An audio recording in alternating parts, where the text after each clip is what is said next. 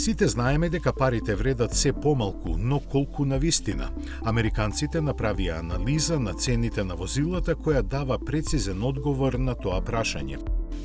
Според нив, просечната продажна цена на нов автомобил се има искачено на $48,000, што е за преку 20% пораз за последните 5 години. Но причината не е само инфлацијата и подобрената опременост на возилата, туку и зголемената продажба на скапите модели.